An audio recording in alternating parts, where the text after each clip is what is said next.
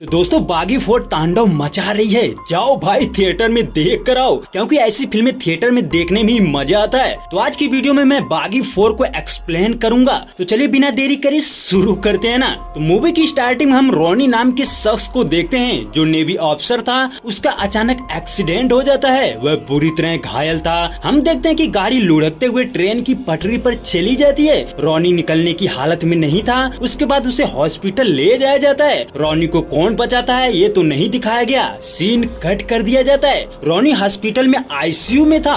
उसका भाई जीतू रो रहा था कि उसका भाई ठीक हो जाए। तभी डॉक्टर बताता है कि तुम्हारा भाई कोमा में चला गया है। जीतू ये सुनकर बहुत दुखी होता है। फिर हम 6 महीने बाद देखते हैं कि रोनी को होश आ चुका था। वह एलिसा का नाम ले रहा था। तो हॉस्पिटल से डिस्चार्ज होने के बाद रोनी हर समय एलिसा को याद कर रहा था। वह एक रात छत पर एलिसा का वीडियो देखते हुए उसे याद कर रहा था। तभी नीचे गली में किसी का फ्यूनरल हो रहा था। उसकी शोर की वजह से रोनी डिस्टर्ब होता है। फिर वह उनके पास जाता है। हम देखते हैं कि वह डेड बॉडी के ऊपर खड़ा होकर हैप्पी बर्थडे बोलता है। ये सुनकर एक आदमी बोलता है कि अबे ये बर्थडे नहीं है, फ्यूनरल है। रोनी एटीट्यूड से बोलता है कि अबे क्या हुआ, ये तो बुढ़ा है, कहाँ 25 साल का जवान है। इस पर एक शख्स बोलता है कि अबे तेरा दिमाग हिला हुआ है क्या। तो रोनी बोलता है कि दिमाग नहीं दिल। वेल इसके बाद जबरदस्त फाइट होती है। वही रोनी उन लोगों को बहुत मारता है। हालांकि उसका भाई जीतू ऊपर से सब कुछ चुपचाप देख रहा था। फाइट बाद नेक्स्ट मॉर्निंग जीतू उसे साइकास्टिक डॉक्टर के पास ले जाता है। जीतू उसे बताता है कि सर ये हमेशा से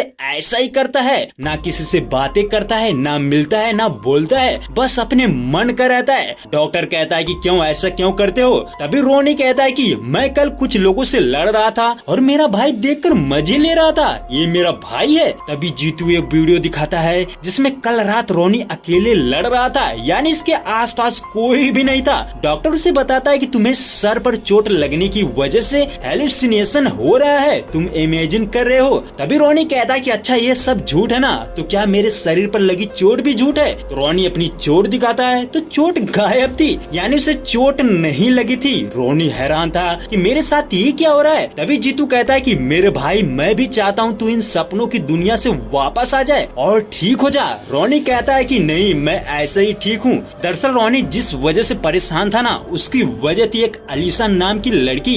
बट वह जिस लड़की के बारे में बातें कर रहा था ना, उसका ना तो कोई आधार कार्ड ना तो पैन कार्ड, यानी उसके होने का कोई भी सबूत नहीं था, जिससे जीतू भी उस लड़की को ढूंढ नहीं पाया। इसीलिए वह भी समझ चुका था कि उसके भाई को हेलुसिनेशन हो रहा है। उसके बाद रोनी अलीसा के कब्र पर जाता है। वह खूब रोता है, उसे याद कर रहा था। अब ये कब्र क्या सच में अलीसा की थी या फिर किसी और की, ये तो बाद में पता चलेगा। तभी हम देखते हैं कि रोनी के घर में एक लड़की आई थी जिसका नाम था प्रतिष्ठा, जो धंधे वाली थी, यानी उसे जीतू ने भेजा था ताकि वह अलीसा को भूल जाए। वह कहते कि तुम्हारे पास सिर्फ 2 घंटे हैं, मैं कुछ भी कर सकती हूँ। तभी हम देखते हैं कि रोनी उससे बर्तन मजवाने लगता है। प्रतिष्ठा कहती कि क्या यार मेरी जवानी की कोई वैल्यू ही नहीं है, तू क्या करवा रहा है। उसके बाद रोनी उसे अपने बारे में बताता है। दोनों ड्रिंक कर रहे थे। वह अपनी गर्लफ्रेंड के बारे में भी बताता है। प्रतिष्ठा कहती कि कहाँ है तुम्हारी गर्लफ्रेंड, कभी मुझे भी मिलाओ। रोनी कहता है कि वह मर गई। फिर दोनों घूमने जाते हैं। रोनी से अपनी गर्लफ्रेंड को दिखा रहा था। उसका मतलब वह था जो इमेजिन कर रहा था ना, उसे जहाँ जहाँ अलीसा दिख रही थी उसे प्रतिष्ठा को दिखाता है। बट प्रतिष्ठा को भी नजर नहीं आता। प्रतिष्ठा भी समझ जाती है कि इसे भ्रम हो चुका है। अब रात को जब रोनी घर आता है ना, तो वह देखता है कि उसने जो तस्वीर रखी थी वह बदल दी गई थी, यानी उसने अलीसा के साथ की तस्वीर रखी थी बट उसके सामने उसके साथ उसके भाई की तस्वीर थी। वह बौखला जाता है कि ये सब जीतू ने किया होगा, उसने ही फोटो बदल दिया होगा। वह जीतू को कॉल करता है बट वह नहीं उठाता, जिससे वह उसका लोकेशन चेक करके उसके पास जाता है। हम देखते हैं जीतू किसी आंटी की गाड़ी रिपेयर कर रहा था। रोनी उससे कहता है कि तूने मेरा फोटो क्यों बदला, तू चाहता है कि मैं उसे ऐसे ही भूल जाऊंगा। वही जो आंटी थी ना, वह रोनी से लड़ने लगती है, जिससे रोनी भी उस पर भड़क जाता है, उसे मारने की भी कोशिश करता है। रोनी जीतू को अपने घर लेकर आता है। उससे कहता है कि मेरे फोन से अलीसा का वीडियो कहाँ गया और उसकी जगह तेरे तस्वीर कहाँ से आ गई। जीतू कहता है अरे मेरे भाई ये हमेशा से ही था, यानी वह तस्वीर की बात कर रहा था। रोनी का कहना था कि तुमने हेलुसिनेशन बोला, मैं मान गया, पर तू ये सब कह रहा है मैं नहीं मान सकता। तभी हम देखते हैं कि बाहर पुलिस आ जाती है। दरअसल उस आंटी ने बुलाया था। रोनी गुस्से में था, उसके हाथ में हथौड़ा था। वहीं पुलिस वाले उसके ऊपर गोली ताने हुए थे। जीतू कहता है कि तू हथौड़ा नीचे रख दे, नहीं तो वह गोली मार देंगे। बट फिर भी रोनी नहीं मानता। वह गुस्से से पुलिस वालों पर हाथ उठा देता है और एसपी को भी मारने वाला था, बट रुक जाता है। एसपी कहता है कि मार, तू रुक क्यों गया, और फिर उसे थाने ले जाता है। एसपी पूछता है कि अभी क्या मैटर है, लगता है लड़की का मैटर है। तो जीतू कहता है नहीं सर, कोई लड़की है ही नहीं। इतने में रोनी कहता है कि जब लड़की नहीं है तो उसकी लाश कहाँ से आई। ये सुनकर एसपी हैरान हो जाता है। वह कहता है कहाँ है लाश। फिर रोनी उन्हें उस कब्र के पास ले जाता है जहाँ वह हर समय जाया करता था। तो जब वह कब्र की बताता है ना, तो ये देखो यही अलीसा की कब्र है। तो हम देखते हैं कि वह अलीसा की नहीं बल्कि किसी मार्गरेट नाम की औरत की थी। रोनी शौक था कि ये कैसे बदल गया। एसपी कहता है कि अरे मेरे भाई सच बता, कहाँ है अलीसा की कब्र। तभी रोनी एक औरत को देखता है जो यहाँ रोज आती थी और रोनी को रोज देखती थी। तो रोनी कहता है कि मैम आप बताइए, मैं रोज यहाँ पर आता हूँ ना। तभी वह औरत कहती है कि मैं पिछले कुछ महीनों से इसे रोज देखती हूँ। फिर मैंने जब कब्र को देखा तो मैं सोची कि यह इसकी माँ होगी। ये सुनते ही रोनी पागल हो जाता है। वह उस औरत का गला पकड़ लेता है कि वह झूठ बोल रही है। अब एसपी को समझ आ चुका था कि रोनी को हेलुसिनेशन आते हैं। वह जिस लड़की को ढूंढ रहा है वह है ही नहीं। इसके बाद कहानी पीछे जाती है। हम रोनी को देखते हैं जो किसी चोर को दौड़ा रहा था। तो वह जल्दबाजी से अलीसा का नया फोन छीनकर उसे मार देता है और फोन टूट जाता है। अलीसा कहती है कि ये मेरा न्यू फोन था, अभी मैंने फर्स्ट EMI भी नहीं भरी थी, तूने तोड़ दिया, अब मैं कैसे जीऊंगी। तभी रोनी कहता है कि एक दिन सोशल मीडिया पर नहीं रहोगी तो मर जाओगी। सोशल मीडिया के अलावा कभी रियल में भी सोशल वर्क कर लेना चाहिए। उसके बाद रोनी कहता है कि ठीक है, चिंता मत करो, ये मेरा फोन रख लो, जब मेरी नेक्स्ट सैलरी आएगी तो तुम्हें तुम्हारा फोन मिल जाएगा। तो रोनी उसे अपना फोन दे देता है। अलीसा कहती है कि तुम फोन वापस कैसे दोगे। तो वह कहता है कि जो आर्मी दुश्मन ढूंढ लेती है वह ये फोन तो ढूंढ ही लेगी। वे आगे देखते हैं कि अलीसा की एक बड़ी बहन थी कैथरीन, वह फोन टूटने की वजह से बहुत डरती है। अलीसा कहती है कि दीदी वे ऑफिसर है, उनके थोड़े ही समय में बहुत कुछ सिखा दिया। आगे देखते हैं कि रोनी ने जिस बंदे को मारा था ना, वह एक आदमी को लाता है जिसका नाम था बसूका। वह उनका बॉस था। बसूका कहता है कि कहाँ है वो जिसने तुझे मारा है। फिर वह रोनी को देखकर कहता है कि अबे इस मच्छर को मारने के लिए तू मुझे बुलाया है। फिर वह रोनी से कहता है कि जो भी कुछ करना है फटाफट कर ले, क्योंकि मैं जब मारता हूँ ना तो रुकता नहीं हूँ। तभी रोनी उसके गुंडों को मारता है। फिर बसूका की हवा टाइट हो जाती है। वह कहता है कि भाई मेरे आदमियों के सामने मत मारना, बेइज्जती हो जाएगी। फिर रोनी उसे उसकी नाक पर मारता है और फिर मारने के बाद सभी को हॉस्पिटल भी ले जाता है। वहीं अलीसा को देखता है जो डॉक्टर थी। वह बसूका के पास आती है। बसूका कहता है कि यहाँ मेरी जान निकल रही है, तुम फोन में बिजी हो। अलीसा कहती है कि तुम्हारे जैसे बहुत से लोग हैं जिन्हें मेरी जरूरत है, इस फोन की वजह से ही मैं किसी की मदद कर पाती हूँ। ये सुनकर रोनी को थोड़ा सैड फील होता है क्योंकि उसने फोन की वजह से उसे बहुत बोला था। अब अलीसा भी उसे देख लेती है और उसके पास आती है। रोनी उसको सॉरी बोलता है। अलीसा देखती है कि रोनी की गर्दन पर चोट लगी थी। वह कहती कि ये डेंजरस हो सकता है। फिर वह उसका इलाज करने लगती है। वहीं रोनी एडमिट हो जाता है। उसके बाद रोनी कंपाउंडर से बोलता है कि ये अलीसा मैम कब आएगी। वह कहता है कि जब इमरजेंसी होती है ना तब वो आएंगी। तभी रोनी अपनी बैंडेज खोल देता है और इमरजेंसी कहकर चिल्लाने लगता है, जिससे एक बार फिर से अलीसा आ जाती है। वह उसे देखते ही समझ जाती है कि इसे जानबूझकर बैंडेज खोली है। अलीसा कहती है कि तुम्हें खून बहाने का इतना ही शौक है तो ब्लड डोनेट कर दो, और तुम सड़कों पर मार पीट करते हो, लगता है तुम्हारा दिमाग हिला हुआ है। रोनी कहता है कि दिमाग नहीं दिल। अलीसा मुस्कुराने लगती है। अब नेक्स्ट डे रोनी अलीसा को फोन करके ये बताता है कि चिंता मत करो, कल तुम्हारा फोन मिल जाएगा। अलीसा उससे कहती है कि ये जो तुम इंट्यूशन की बातें कर रहे थे ना वो कुछ नहीं होता। तभी अलीसा कहती है कि अच्छा बताओ मैं इस समय कहाँ हूँ। तो रोनी कहता है कि बालकनी में, और फिर ये भी कहता है कि कोई तुम्हारे पीछे सुन रहा है। ये सुनते ही अलीसा पीछे देखती है तो उसकी बहन थी। अलीसा शॉक थी कि भाई इतना सटीक कैसे बता दिया। नेक्स्ट डे दोनों मिलने के लिए आते हैं। हम देखते हैं कि कुछ लोग वॉलीबॉल खेल रहे थे तो रोनी उसको उसका फोन वापस कर देता है। तभी अचानक वहाँ दूसरे प्लेयर्स आ जाते हैं। वह उन प्लेयर्स पर अटैक कर देते हैं। कुछ लोगों को गोलियां भी मारने लगते हैं। रोनी से रहा नहीं जाता, वह उनको मारने लगता है और खूब मारता है। तभी एक बंदा रोनी के सर पर गन तान देता है, जिससे अलीसा उसकी गन को अपनी तरफ ले लेती है। ये देखकर रोनी उनको बहुत मारता है। फिर दोनों में प्यार हो जाता है। उसके बाद कहानी एक बार फिर से प्रेजेंट टाइम में आती है। एसपी रोनी से कहता है कि क्या तूने एलिसा को मार दिया, कहाँ है वो। तो वह बताता है कि हमारा एक्सीडेंट हुआ था। तो एसपी कहता है कि ठीक है, जब एम्बुलेंस ड्राइवर तुम्हें लाया था उसने तो देखा होगा कि तेरे साथ एलिसा भी थी। अब एसपी उसे एम्बुलेंस ड्राइवर के पास ले जाता है। उसे पूछता है कि बता जब तू इसे लाया था तो वहाँ कोई लड़की थी? तो वह बताता है कि नहीं, वहाँ कोई तो लड़की नहीं थी। यहाँ पर भी रोनी गलत हो जाता है। अब एसपी कहता है कि चल सब लोग झूठ बोल सकते हैं, बट कैमरा तो झूठ नहीं बोल सकता। वेल अब सीसीटीवी फुटेज चेक किया जाता है, उसमें देखते हैं तो उस दिन गाड़ी में सिर्फ रोनी ही था। एसपी कहता है कि अरे यार अब तो सच बता दे, अब क्यों झूठ बोल रहा है। तभी रोनी एक गाड़ी में अलीसा की बहन कैथरीन को देखता है, वह दौड़ने लगता है, फिर पीछा करते करते उसको पकड़ लेता है। वह अपने पिता के श्राद्ध के लिए आई थी। रोनी कैथरीन से कहता है कि बताओ एलिसा कहाँ है। वह उसे पहचानने से इनकार कर देती है।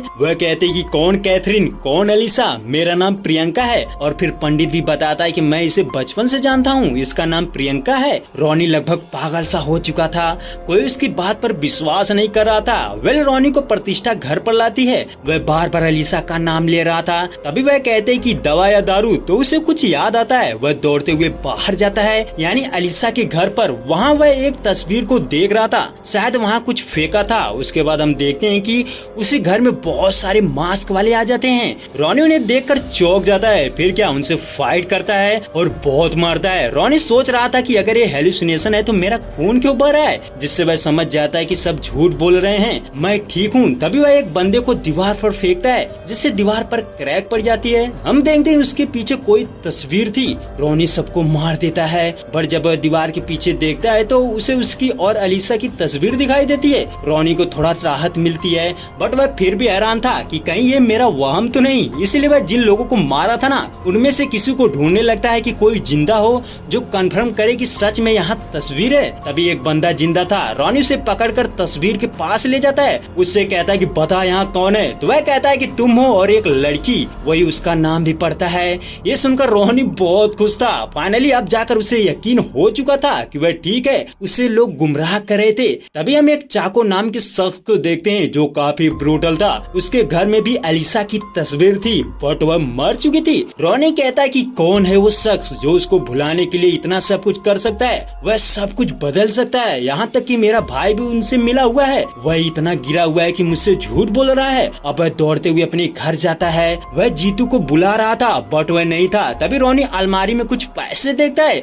और फिर गन। वह समझ जाता है कि वह मिला हुआ है और फिर उसका लोकेशन चेक करके मैसेज भेजता है कि मैं आ रहा हूँ तेरे पास, अगर सही हुआ तो तुझे मार दूंगा। वेल अब रोनी उस लोकेशन पर पहुँचता है जहाँ उसका भाई था। सुनसान जगह थी, एकदम जंगल टाइप। रोनी देखता है कि उसके भाई को ऊपर लटकाया गया था। रोनी जैसे उसे बचाने की कोशिश करता है, एक गड्ढे में गिर जाता है। फिर वह जैसे तैसे उसे नीचे लाता है। जीतू का कहना था कि उसे धमकाया गया था, अगर वह उसके दिमाग से एलिसा की याद को नहीं मिटाया तो वह दोनों को मार देगा। तो जीतू कहता है कि मैंने ये सब तेरे लिए किया है। तभी उस पर अटैक हो जाता है। हम देखते हैं कि एक पालो नाम का शख्स था जो चाको का भाई था, वह जीतू को मार देता है। रोनी पागल हो जाता है, वह भी उसे मारने की कोशिश करता है, बट वह भाग जाते हैं। रोनी उनका पीछा करता है बट नहीं पाता।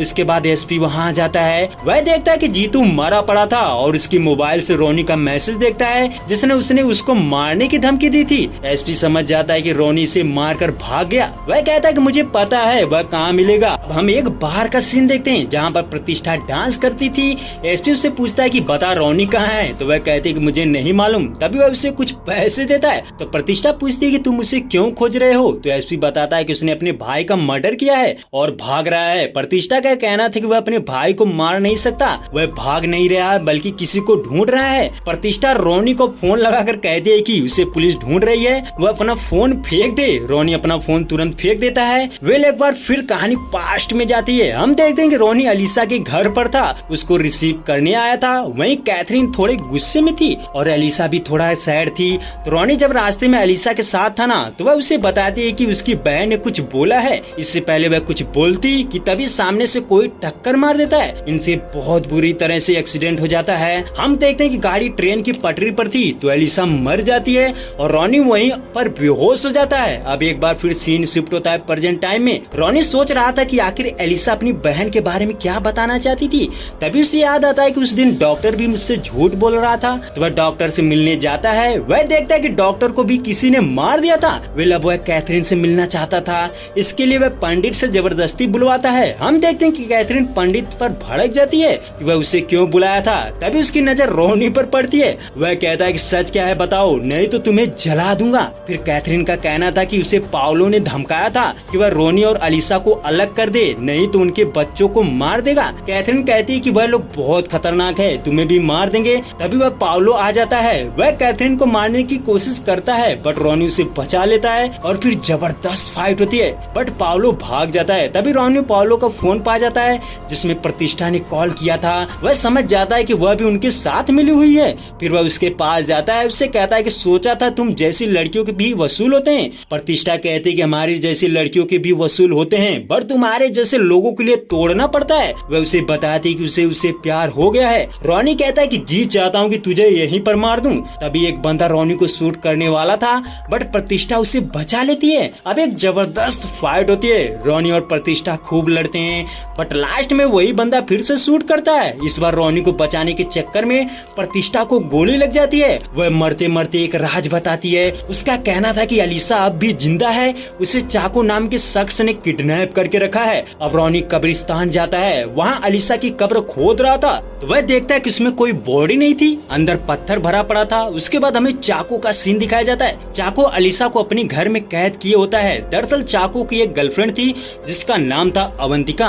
चाको उसे बताता है कि तुम बिल्कुल उसके जैसे मिलती हो, वही चेहरा वही आवाज सब कुछ सेम है बट अवंतिका के चेहरे पर डर नहीं था। अब हम चाको की फ्लैशबैक लव स्टोरी देखते हैं। अवंतिका डांस कर रही थी, वहाँ कुछ लोग उसको छेड़ने लगते हैं। अवंतिका सभी को ब्रूटल तरीके से मार देती है और फिर जिसने उसे टच किया था ना उसका हाथ काट कर चाको के पास लेकर आती है और उससे कहती है कि चाको मुझे तुम्हारे सिवा कोई भी छू नहीं सकता। फिर वह उससे शादी करने को बोलती है। चाको कहता है कि उम्र देखी है अपनी। अवंतिका का कहना था कि उसे उम्र से मतलब नहीं है, प्यार चाहिए और फिर उससे कल शादी करने को बोलती है। हम देखते हैं कि चाको भी तैयार था, वह नेक्स्ट मॉर्निंग शादी कर रहे थे तभी वही बंदा अटैक कर देता है जिसका हाथ काटा था। हम देखते हैं कि चाको और अवंतिका खूब लड़ते हैं बट लास्ट में अवंतिका को गोली लग जाती है और वह मर जाती है। चाको पागल हो जाता है, वह गॉड के पास जाता है, उससे कहता है कि शैतान की लव स्टोरी में गॉड का क्या काम, तू सोच रहा है कि मैं तेरे सामने झुकूं। फिर वह कहता है कि चल मैं तेरे सामने झुक जाता हूँ लेकिन तुझे मेरी अवंतिका वापस करनी पड़ेगी। वह गॉड को धमकाता है, कहता है कि अगर तू शैतान को मेहमान बनाने पर मजबूर करेगा तो ये जो तेरी दुनिया है ना सबको खत्म कर दूंगा, इसलिए तुझे मेरी अवंतिका वापस करनी पड़ेगी। तभी वह जैसे ही चर्च से बाहर आता है तो वह अलीसा को देखता है। ये उस दिन का सीन था जब रोनी उन वॉलीबॉल वाले प्लेयर्स को मार रहा था। उधर चाको भी देख रहा था, वह अलीसा को देखकर बहुत खुश होता है पर जब रोनी उसे गले लगाता है ना तो वह जलने लगता है। चाको की सोचना था कि गॉड ने इतनी जल्दी अवंतिका को मेरे पास भेज दिया, अब वह हर हाल में उसे पाना चाहता था, इसीलिए उसे रोनी को रास्ते से हटाना था, इसलिए वह उनका एक्सीडेंट करा देता है। और जो हमने स्टार्टिंग में देखा था ना कि सिर्फ रोनी था तो चाको ने ही उसका एक्सीडेंट कराया था और एलिसा को बचाया था। वेल कहानी फिर से प्रेजेंट टाइम में आती है। चाको कहता है कि मैं तुमसे बहुत प्यार करता हूँ, तुम मुझसे शादी कर लो। एलिसा का कहना था कि वह शादी नहीं कर सकती क्योंकि वह रोनी से प्यार करती है। फिर चाको कहता है कि अरे ऐसे आशिक मैंने बहुत देखे हैं, वह जिस्म से प्यार करते हैं, अब तक तुझे तो वह भूल चुका होगा। तभी एलिसा कहती कि तू कह रहा है तो तू मेरे जिस्म से प्यार नहीं करता, तो चल शर्त लगाते हैं, तू 1 महीने कह रहा है ना, अगर रोनी मुझे 1 साल में भी भूल गया ना तो मैं तुझसे शादी कर लूंगी। अब चाको को भी शर्त मंजूर थी। तो हम देखते हैं कि कहानी प्रेजेंट टाइम में आ जाती है। 1 साल होने में सिर्फ 1 घंटा बचा था। रोनी पुलिस स्टेशन जाता है, वह एसपी से बताता है कि तुम जिस अलीसा के बारे में पूछ रहे थे ना वह अलीसा जिंदा है। एसपी ये सुनकर हैरान था। तभी हम देखते हैं कि एसपी का जो जूनियर था वह पाउलो से मिला था, वह उनसे बता देता है कि रोनी को पता चल गया है कि अलीसा जिंदा है। अब पाउलो चाको से कहता है कि हमने हर कोशिश कर ली, उसे हेलुसिनेट करवाया, सबसे झूठ बुलवाया, यहाँ तक कि अलीसा का नामो निशान मिटा दिया, फिर वह उसे भूल नहीं सका। अब कल शर्त का लास्ट दिन है तो हम क्या करें। इस पर चाको ऑर्डर देता है कि उसे खत्म कर दो। हम देखते हैं कि पाउलो पुलिस स्टेशन पर अटैक कर देता है और अंदर जाकर एसपी से कहता है कि मुझे रोनी चाहिए। तो एसपी पैसे लेकर रोनी को उनके हवाले कर देता है। वे इधर देखते हैं कि चाको अलीसा से कहता है कि आज आखिरी दिन है, तुम्हें कुछ दिखाना चाहता हूँ। फिर वह रोनी और प्रतिष्ठा की तस्वीर दिखाता है जिसे देखकर अलीसा रोने लगती है क्योंकि उसका विश्वास टूट चुका था। वह कहते हैं कि एक बार मैं रोनी से मिलना चाहती हूँ। तो चाको कहता है ठीक है। फिर वह उसे रोनी के पास ले जाता है। एलिसा उसे देखते ही कहती है पता है रोनी, ये लोग एक फोटो दिखाकर मुझे ये कह रहे हैं कि तुम मुझे भूल गए, मुझे विश्वास नहीं हो रहा। तभी रोनी कहता है ये सही है। एलिसा शॉक हो जाती है, वह चिल्लाने लगती है क्योंकि उसने उसका भरोसा तोड़ा था और वह शर्त हार चुकी थी। एलिसा कहती कि मैं तुम्हें देखना नहीं चाहती, तुमने मेरा विश्वास तोड़ा है, अब मैं चाको से शादी करूंगी। वह चाको से शादी करने के लिए तैयार हो जाती है। रोनी बहुत दुखी था क्योंकि उससे सब जबरदस्ती बुलवाया जा रहा था कि अगर वह ऐसा नहीं है कहेगा तो एलिसा को मार देंगे। इसके बाद रोनी को जान से मारने का ऑर्डर दे देते हैं। हम देखते हैं कि रोनी को करंट का झटका देते हैं, वह चिल्लाता है। तभी पता चलता है कि रोनी जानबूझकर यहाँ आया था क्योंकि एसपी से मिला था। वह कहता है कि मेरा जो साथी है ना वह उनसे मिला है, वह बता दिया होगा। तो रोनी सिर्फ एलिसा से मिलने के लिए यहाँ पर आया था। वह अब अपने रूप में आता है और सबको बहुत मारता है। इधर एलिसा तैयार होकर चर्च में जाती है। वह रोनी सबको मारते हुए चर्च की तरफ बढ़ रहा था और फिर पाउलो भी उससे लड़ने लगता है। रोनी से मार देता है। जिस तरह उसने उसके भाई को मारा था ना वैसे वह उसको भी मारता है। फिर वह चर्च में पहुंच जाते हैं। वहाँ पर भी बहुत सारे लोग थे। रोनी सबको मारते हुए आगे बढ़ता है। वहीं चाको को जब पता चलता है कि इसने उसके भाई को भी मार दिया तो वह पागल हो जाता है। दोनों में खूब लड़ाई होती है। तभी एलिसा रोनी पर गन तान देती है। वह उसे मारने जाती है बट पलट जाती है। दरअसल जब रोनी से मिली थी तो रोनी ने उसे हाथ के इशारे से बता दिया था कि मैं झूठ बोल रहा हूँ। तो एलिसा कहती है कि मुझे विश्वास था ये कभी भी ऐसा नहीं कर सकता। फिर क्या रोनी उसे मार देता है। फिर कहानी यहीं पर खत्म हो जाती है।